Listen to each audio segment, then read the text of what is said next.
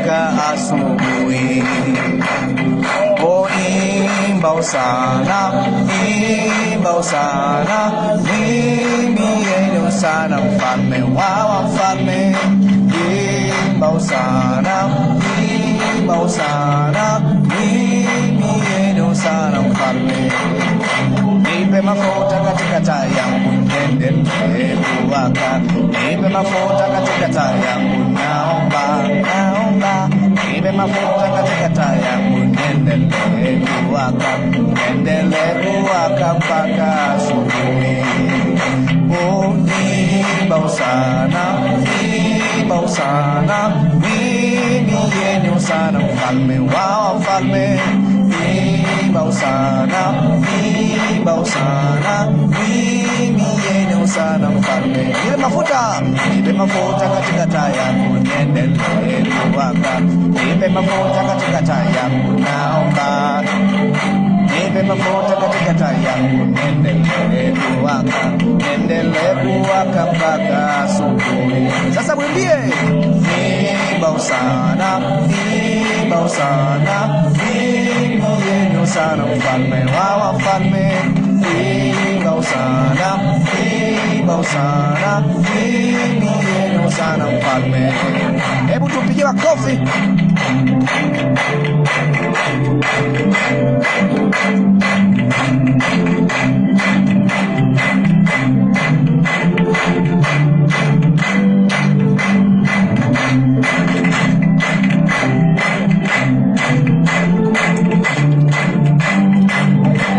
Je, wewe furaha usiku wa leo?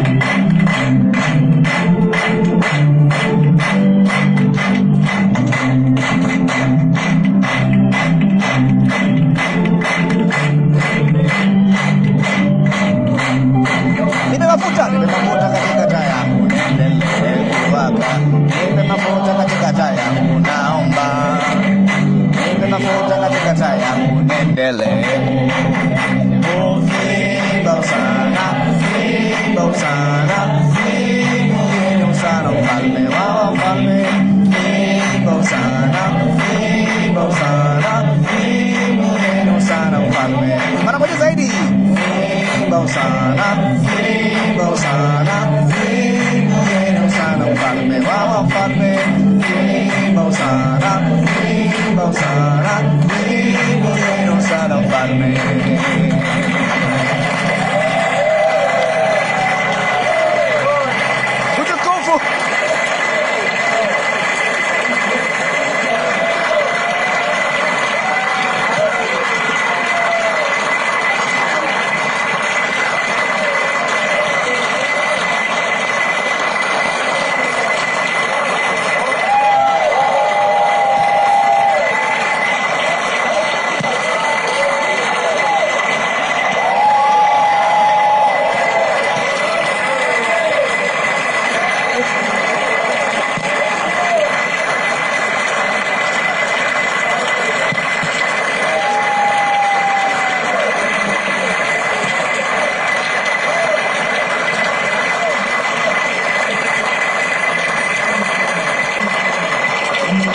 Waweza kuketi. Tunawakaribisheni katika jina la Bwana Yesu. Ninayo furaha kuwa hapa. Bwana sifiwe. Ninayo pia. Kama mnavyonisikia, shetani bado anajaribu kuniuishia chochote kilichopo. Naendelea tu kumrudishia ngumi. Kwa hivyo yabidi mnivumilie, itakuwa mbaya zaidi kuliko lakini bado ningali naimba hosana.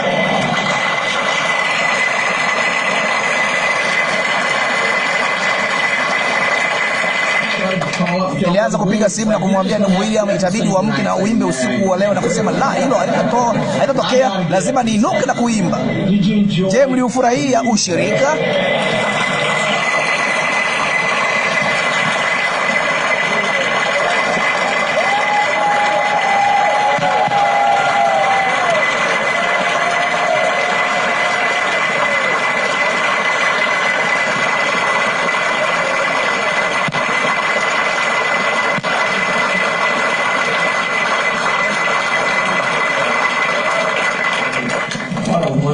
Ni ibada nzuri sana iliyoje.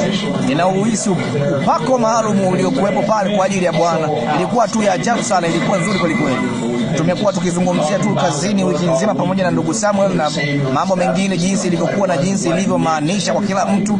Hakika ilikuwa siku maalum kweli. Sisi kama bibi harusi, kile ilichomaanisha kwetu na kupata fursa ya kukusanyika pamoja kufanya hivyo, ilikuwa tu nzuri sana. Tumekuwa tukifurahia. Ndugu Branham alisema kwamba wana wa Israeli, alisema kwamba hiyo ilikuwa mfano wa ushirika. Anasema ya kile walichokuwa nacho na wana wa Israeli wakati walipotoka.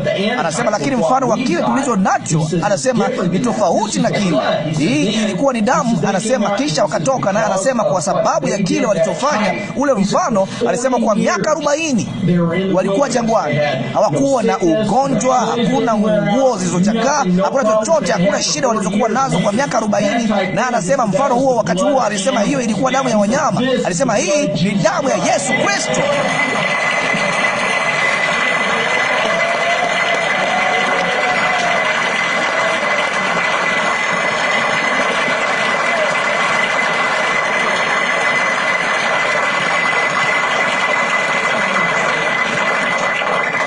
Mwaweza kuketi.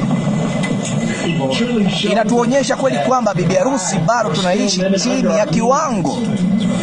Kweli bibi harusi huyo wakijitambua wao ni nani na kuliweka hilo katika matendo, mambo ambayo nabii huyu amekuwa akituambia, Roho Mtakatifu anatuambia usiku baada ya usiku baada ya usiku kuwa sisi ni nani. Nami ninaamini kwamba Bwana anaturuhusu kujitambua kuwa sisi ni nani, wana na binti za Mungu, uzao wa kifalme wa Ibrahimu, ule tuliozungumzia.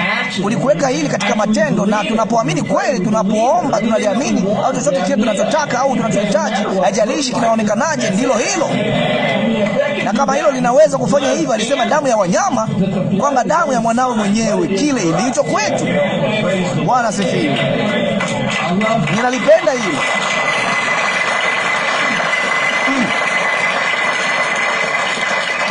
Unajua, hivyo ndivyo ndugu Branham alivyoendelea na barua yake ya mahaba kwetu sisi. Kama umegundua kuhusu ushirika, ambapo alirudi maskani ya Tucson, naye akarejelea tena kwamba alisema kwamba imekuwa miaka 3, alisema, tangu nilipowahi kupata mahali popote, naye alikuwa amefurahishwa sana kuhusu kuifanya ibada hiyo ya ushirika na kuwa mahali ambapo angeweza kuwa. Naye anasema hilo hapo, anasema nadhani ametufanya tungoje kirefu hata wakati huu, anasema ili tuweze kulithamini.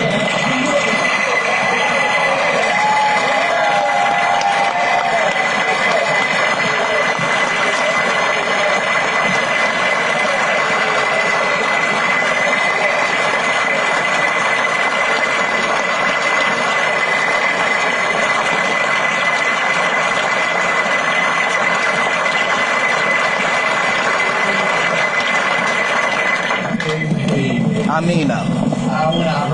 Nilipomsikia yeye akilisema hilo, nilifikiri, unajua nini Bwana Yesu, una mahali sasa, mimbara, ambapo unaweza kuhubiri kila ibada.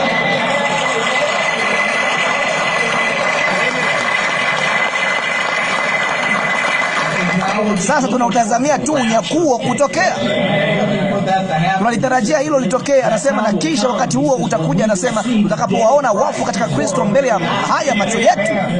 Na hilo litakapotokea, basi tunajua bila shaka hata kidogo, nimefaulu. Nimefaulu.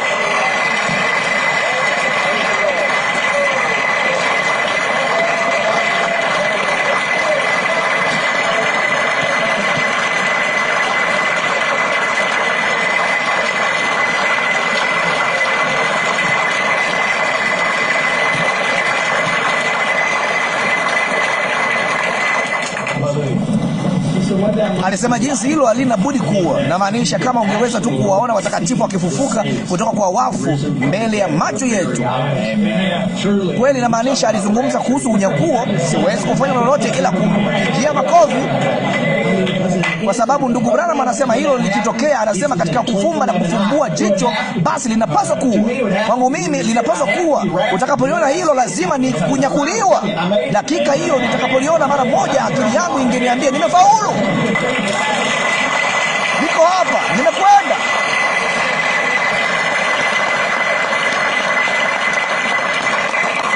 Na ili kuwaona watakatifu wao, kuna jambo moja tunalopaswa kufanya: kudumu na neno. Jambo la kwanza ni kudumu na neno. Alisema huku tunapojiandaa kulisikia hilo usiku wa leo, anasema hiyo ndiyo kambi ya Mungu. Anasema wadumu na hilo neno. Anasema kwamba tunapaswa kuingia katika kambi yake, naye anasema tunapoingia katika kambi yake, anasema hayapimiki, hayana mipaka yale watakatifu wa Mungu wanachoweza kufanya na kile kinachoweza kutokea. Alisema nipe watu 10 walio katika nia moja, na kwa umoja unyakuo utatokea.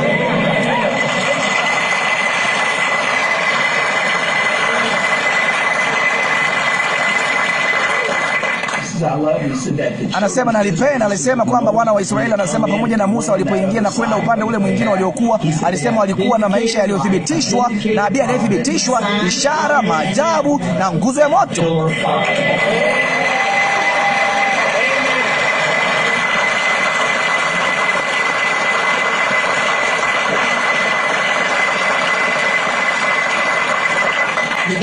Sisi tuna kila kitu walichokuwa nacho na zaidi ya kile walichokuwa nacho. Kama vile usiku ule tulipokuwa tukizungumzia kuhusu hilo, anasema ndugu Branham alizungumzia kuhusu wanafunzi walipokuwa ndani ya mashua, nayo dhoruba na kila kitu. Anasema wote walikuwa wamechoka na wote walikuwa na wasiwasi kuhusu kile kilichokuwa kikiendelea, na wote waliogopa. Na anaendelea, Yesu alikuwa papo hapo. Alisema alikuwa na mashua papo hapo, angeweza kumuona papo hapo. Na anasema leo yeye yuko karibu zaidi ya hapo, yuko karibu zaidi ya hapo, yuko papo hapa.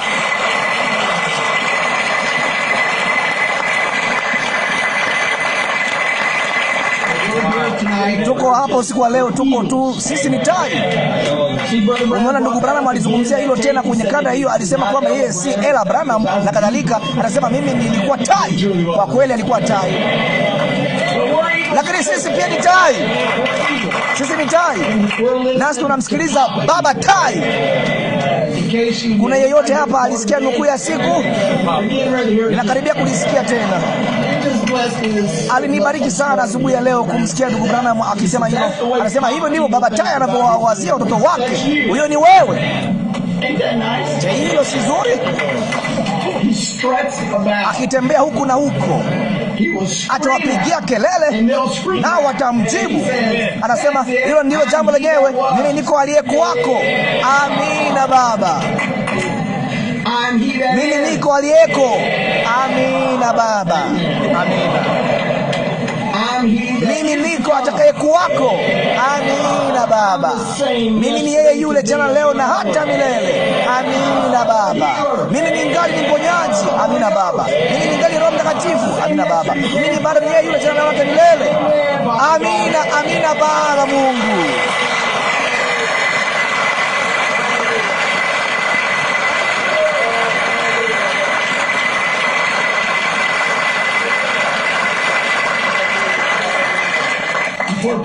Kwa watu ambao hawasikii sauti hii, Baba Mungu anapotupigia kelele kupitia sauti ya Eliya, wao wanajua ni nani anayetupigia kelele. Hiyo ni kweli, tunajua sisi, tunajua ni nani anayepiga kelele. Tunayo picha nyingine hapa, hii ndiyo sababu tutajua.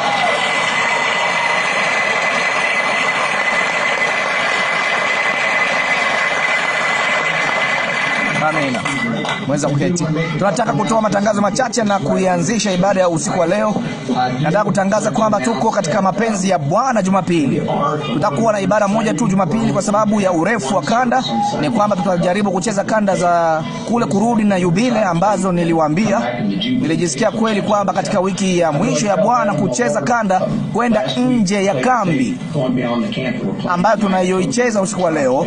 Niliwaambia tutajaribu kuzicheza jumbe zote ambazo ni za yubile, lakini kwa sababu tuliahirisha ibada, hapakuwa na njia. Kila moja ya kanda hizo ni ndefu sana, kuna masaa 2 na dakika 10. Sikujisikia kuwakalisha kwa muda mrefu hivi usiku wa leo, lakini nilijisikia moyoni mwangu kuicheza kanda hii. Kisha Jumapili nilichotaka kufanya ni kucheza kanda ina urefu wa karibu masaa 3. Kwa hivyo ikiwa Bwana akipenda, tunataka tu kucheza kanda moja Jumapili ili tuweze kuifurahia sana na kustarehe na kukusanyika pamoja na kumwabudu Bwana. Kisha tutaahirisha kama unavyojua ibada 2 baada ya hapo, Jumatano usiku na kisha Jumapili hiyo. Kisha tutakusanyika pamoja na kuahirisha hiyo Jumatano usiku. Kisha ni Alhamisi tarehe 31. Hiyo itakuwa kama ibada ya usiku wa mkesha, lakini tutaanza saa 1 usiku.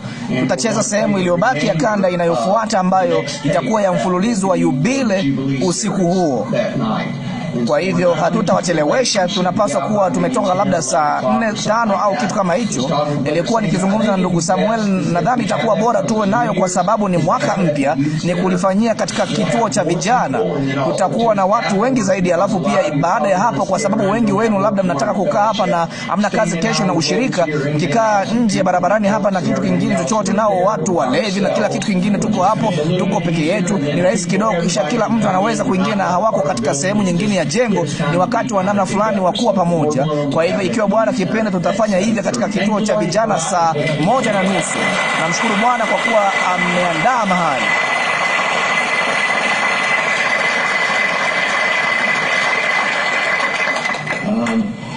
Kisha ikiwa Bwana kipenda, Jumapili tarehe 3, nami niliwaambia kwamba tunaweza kuwa tunafanya hivyo, ambayo ni, hebu ngoja niliingize hili hapa. Hivi si wadhamini na mashemasi walifanya kazi nzuri sana?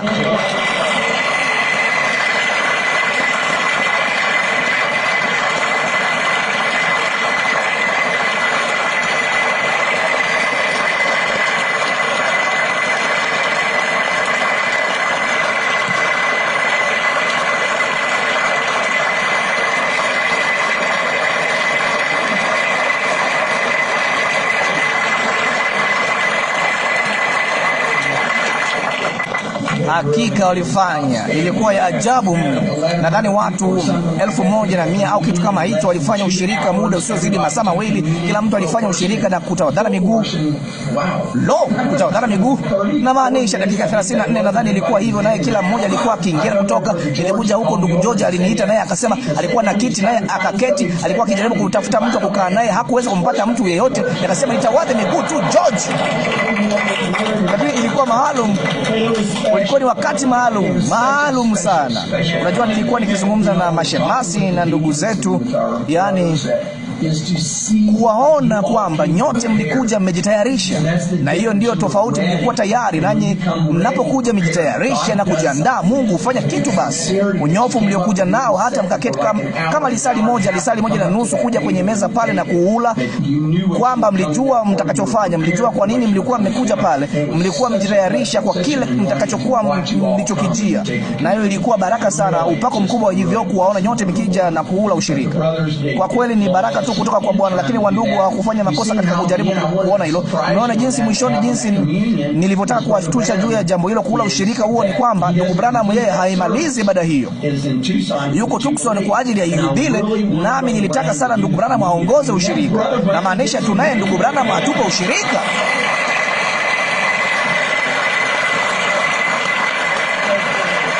Bwana asifiwe.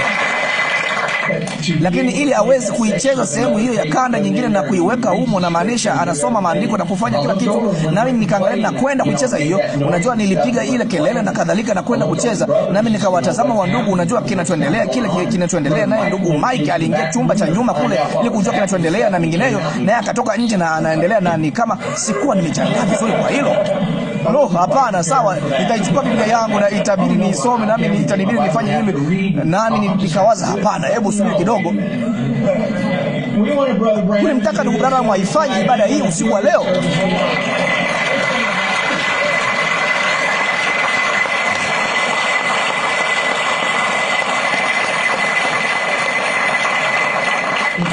Yeye ataifanya ibada hii usiku wa leo. Ilionekana kama dakika 10, lakini ni kama sekunde 30.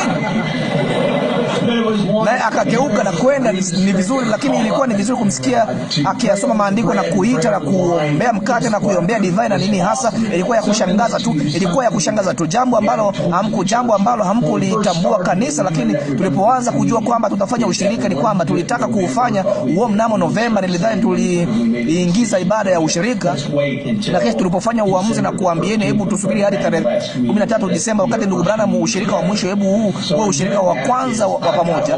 Kwa hivyo katika kufanya hivyo, nilimkuta ndugu yetu Adam Evans, nami nilimuuliza kuhusu kutengeneza divai kwa ajili ya maskani, nami nikamwambia ningependa kufanya hivyo. Nadhani tunapaswa kutengeneza divai yetu wenyewe. Na pia ndugu Branham anachosema, kama una divai na una mahali pa kuipata, unaweza kuchukua divai ya Morgan David na unaweza kuitumia kama divai ya kosha. Nami sikutaka kufanya hivyo, nami niliongea na ndugu wadhamini, nao wakasema vema, maskani nayo divai na labda tuna galoni na nusu au kitu kama hicho. Naye ndugu yetu David Erickson kutoka kanisa lake alisema walikuwa na divai kiasi, naye ndugu David Phillips pia kwamba alisema kwamba walikuwa na divai kiasi, na ni kama tulibaini ni kiasi gani, na ni kama vema vizuri, tunao divai ya kutosha angalau kuichanganya yote pamoja, nasi tutafanya ibada ya ushirika, itakuwa nzuri, tuna ya kutosha kwa ajili ya hiyo.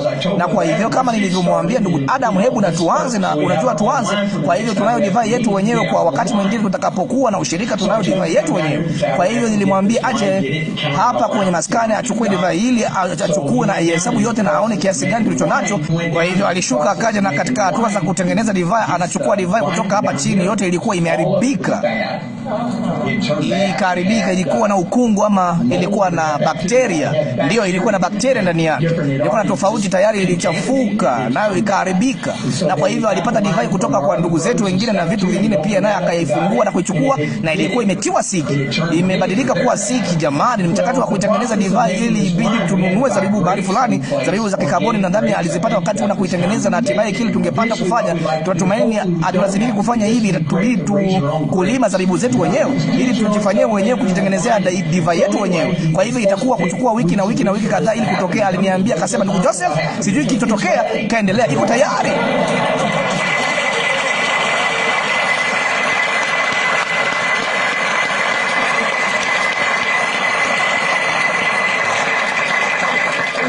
Anasema, naam, unataka kuitumia hiyo? Nami nikasema, naam, hakika, hebu tuitumie. Na anasema, naam, nadhani tutakuwa na ya kutosha. Nami nikasema, naam, vizuri. Na kwa hivyo kaichukua divai, nami nikawaonyesha ndugu wadhamini na mashemasi. Nikasema, hii nyingine tutalazimika kuimwaga. Nikasema, yote iliharibika. Na kwa hivyo tumeketi nyuma kule, na ni kama namshukuru Bwana kwamba tumeipata divai za mwisho. Tulikuwa tumeagiza vikombe vyote na kila kitu, tukijaribu kuingiza kila kitu. Siku mbili nadhani kabla ya wakati, nilikuwa kama Mungu wangu, kujaribu kukusanya kila kitu pamoja. Na kuna jambo lingine samani. Je, huyo ni dada Valerie? Nilimwambia nikasema, unahitaji kuanza kutengeneza mkate. Nami nikasema, afadhali tutengeneze sampuli ya mkate na vitu vingine pia. Kajibu, naam. Inakuwaje wanatumia mkate mweupe? Nikasema, naam, ndio tunautumia kila wakati. Kajibu, naam. Wangekuwa na mkate mweupe uliokobolewa, wangekuwa na ngano nzima. Kanasa vizuri. Nasi tunayo ngano nzima.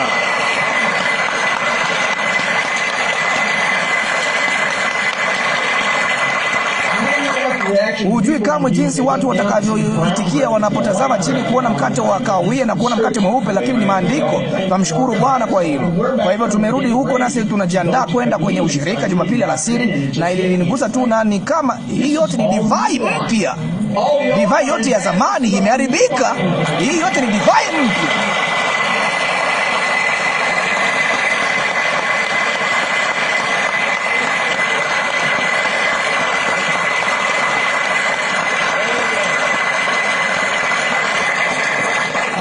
Nadhani ina maana fulani. Sote tusimame kwa miguu yetu na kuingia kwenye maombi.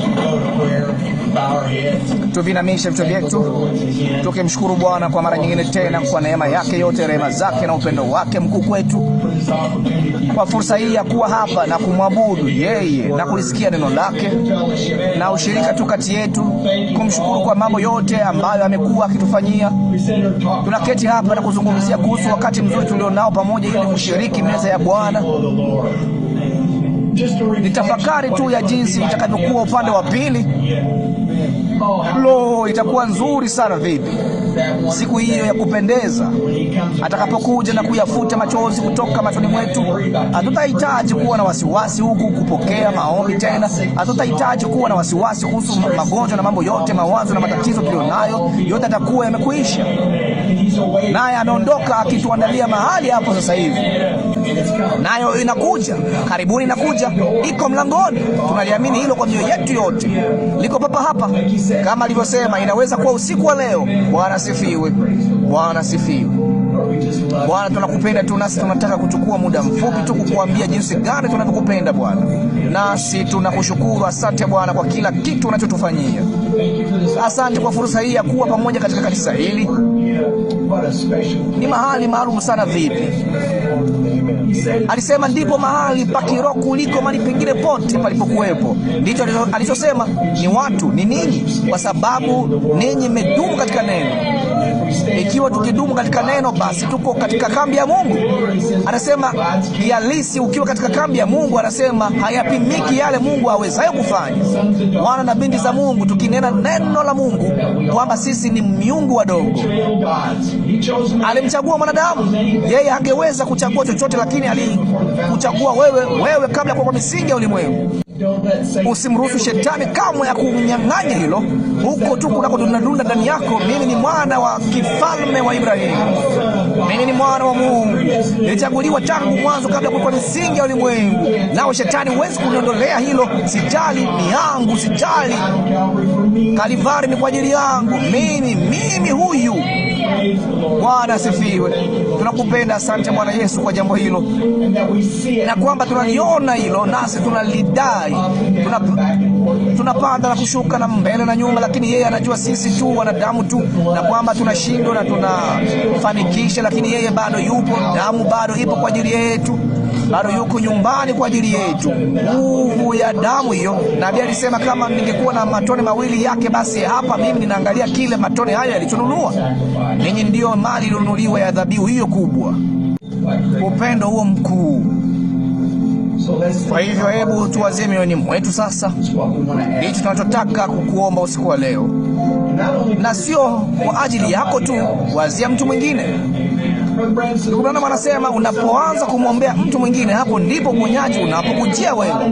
Kuna watu wengi wahitaji uko nje, wanaohitaji hilo, wanahitaji mguso kutoka kwa Bwana.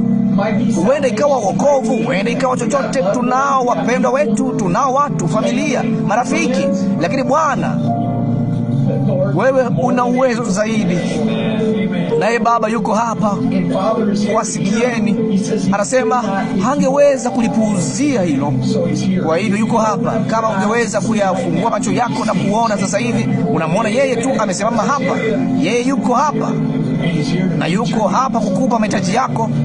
Kwa hivyo, kwa kuwa unaye moyoni mwako, inua mkono wako kwake na useme, Bwana, unajua hitaji langu ni lipi.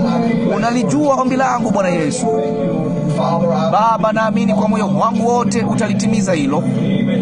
Ninaishusha nanga zaidi kidogo usiku wa leo, Bwana. Mwamba wangu unashikilia, na wewe ndiye mwamba huo.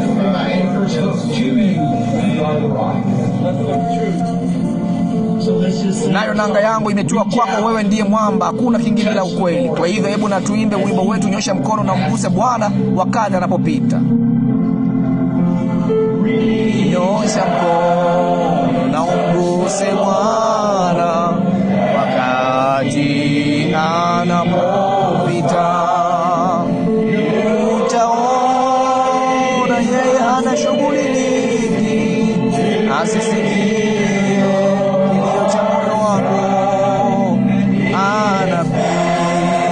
wakati kuomba mahitaji yako. Nyosha mkono na umguse Bwana wakati anapopita. Baba wa mbinguni, ninashukuru Bwana Yesu, Baba, kujaza uwepo wako Bwana. Hatuna maneno Bwana, lakini tunasema tu tunakupenda. Asante sana Bwana kwa kuwa pamoja nasi Bwana, kwa kututembelea usiku wa leo Baba. Najua uwepo wako hatuustahili sana Bwana, lakini unaweza kushuka na kutembelea mtu kama sisi Baba.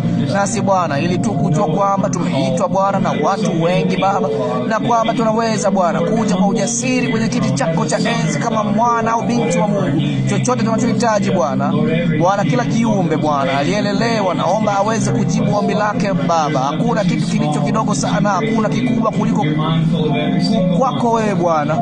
Unamtambua kila mmoja Bwana. Bwana, maombi haya yamewekwa kwenye mimbara hii Bwana. Ninaomba kwamba tembea kwenye kiti hiki katika kila mmoja Bwana. Tunakupenda kwa mioyo yetu yote Bwana, kwamba yafungue masikio yetu tusikie kile neno lako linachotuambia Baba.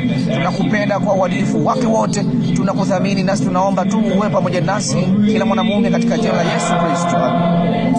Nyosha mkono na mguse Bwana wakati anapopita. Utaona yeye anachukua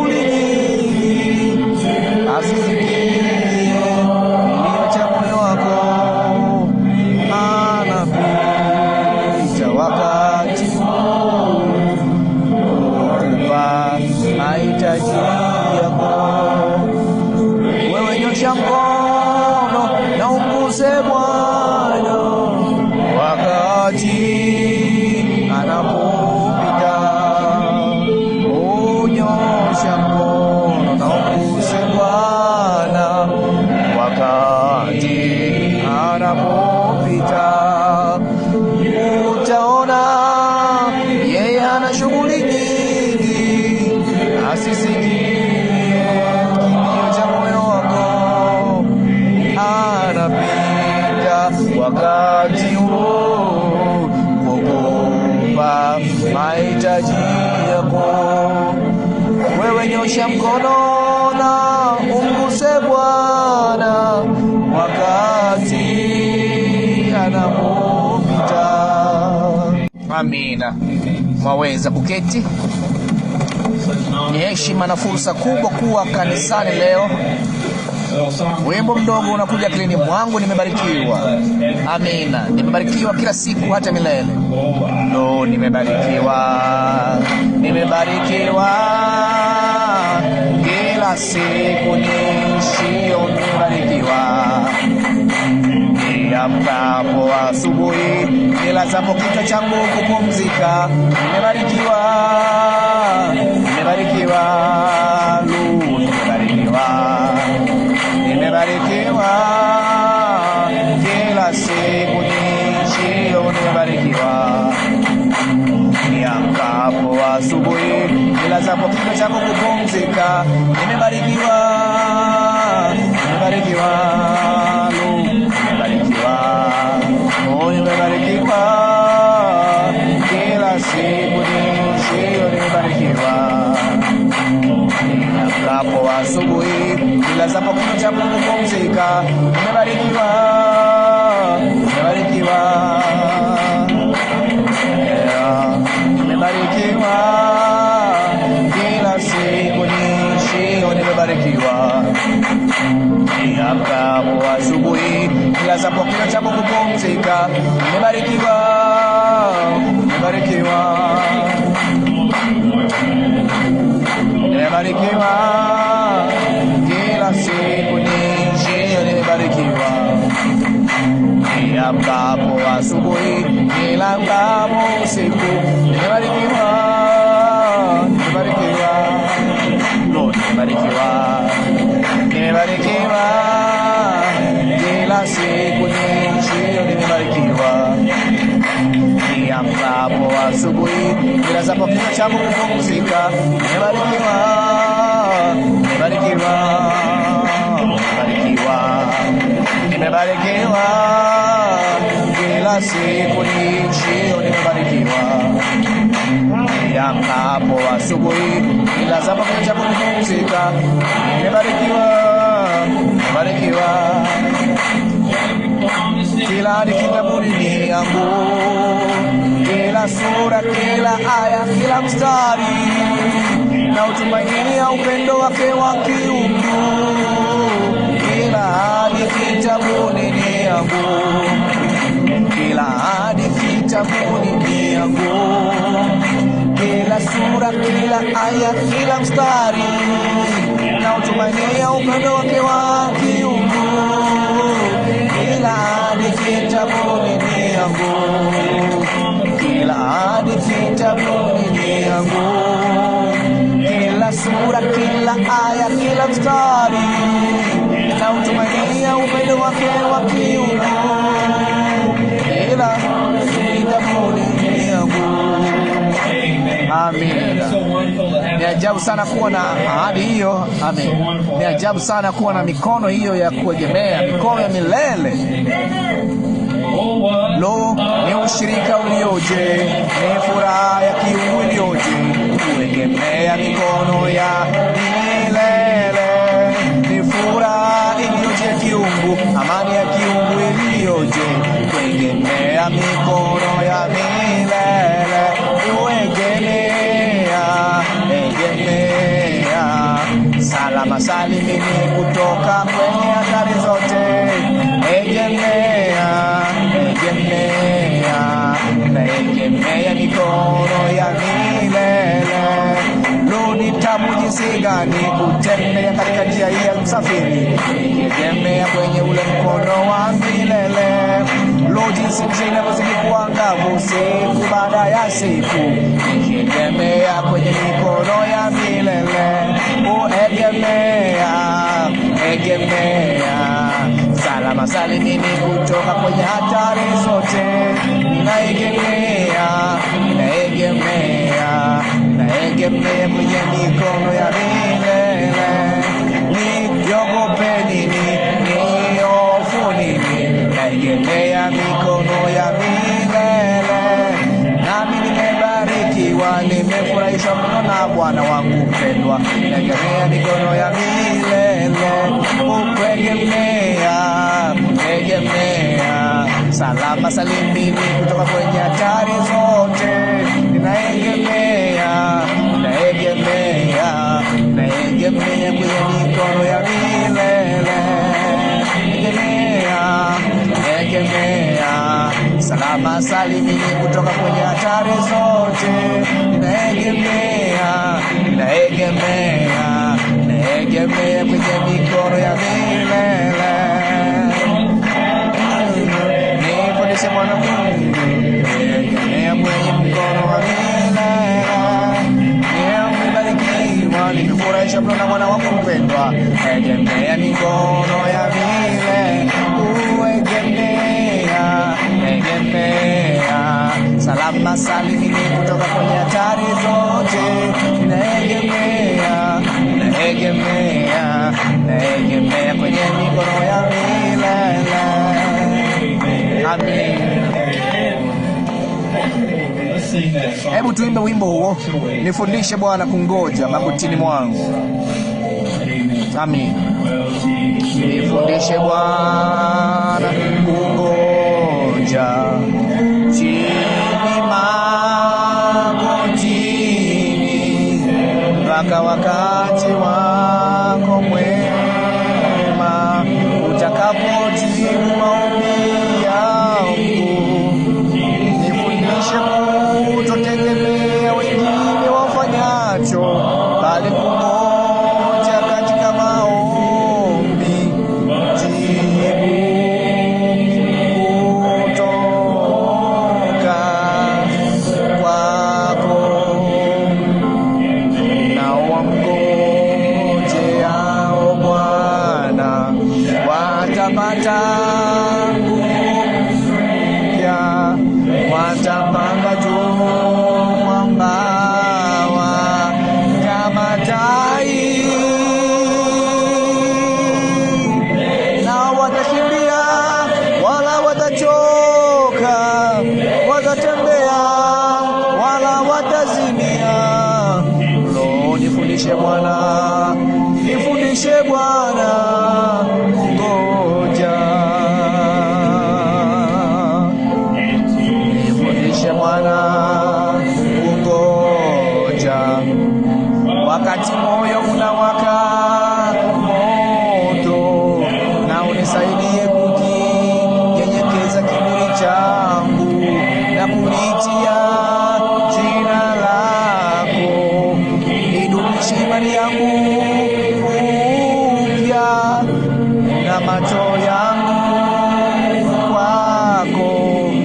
Nisaidie niwe katika dunia hii mahali wewe unanitaka mimi niwe. Nao wamngojeao Bwana watapata nguvu mpya, watapanda juu kwa mbawa kama tai, nao watakimbia wala watachoka, watatembea wala watazimia. Lo, nifundishe Bwana, nifundishe Bwana kungoja. Hebu tuvumishe.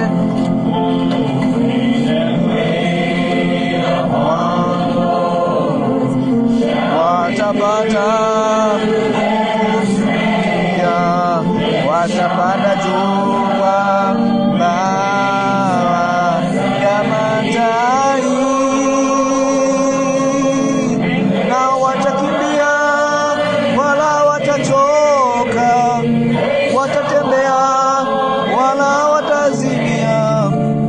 Lo, nifundishe Bwana, nifundishe Bwana kungoja.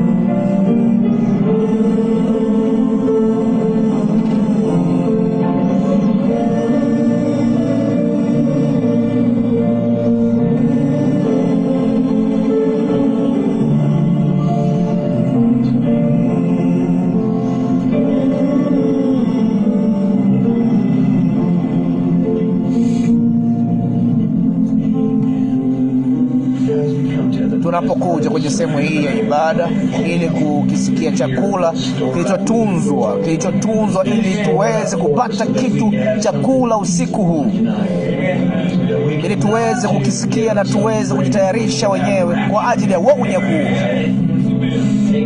huo utakaotokea hivi karibuni sana. Ni majaliwa yaliyoje! Hebu basi tuvinamishe vichwa vyetu kwa mara nyingine tena, huku tukimwazia tu yeye, tukimuuliza Bwana, tunakukaribisha hapa, kwa wewe ni neno lililotiwa mafuta.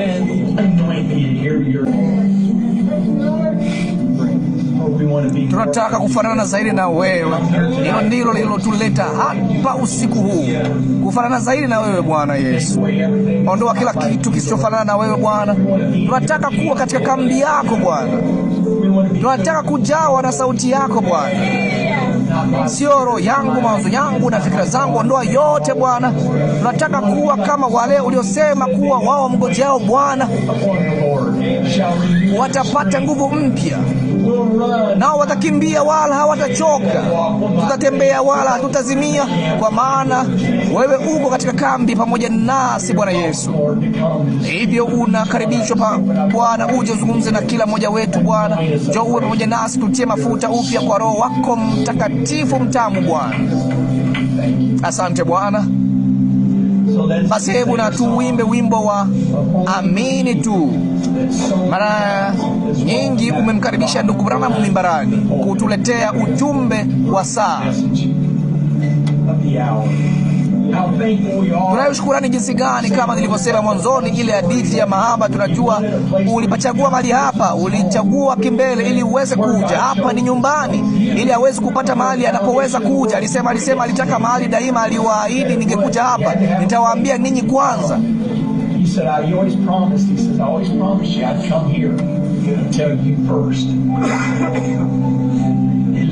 Aliwapenda ninyi hata kama hayuko hapa tena, bali angali anawapenda. Sisi tu sehemu yake.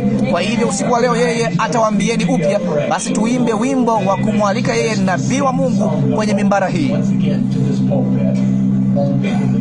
Amini tu. Amini tu.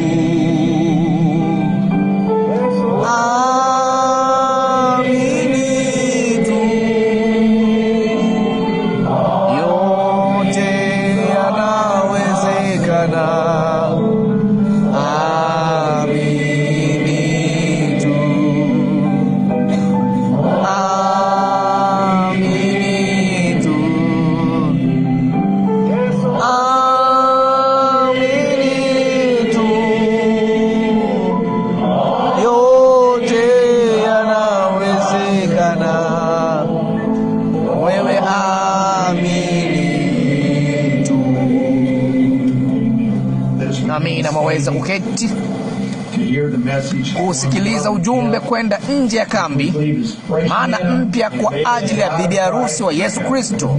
Hamna chachu ndani yake, ni mkate mpya kabisa. Ni heshima kwangu kuwatambulisheni kuja kwenye mimbara hii nabii wa Mungu, ndugu Branham. Mungu akubariki.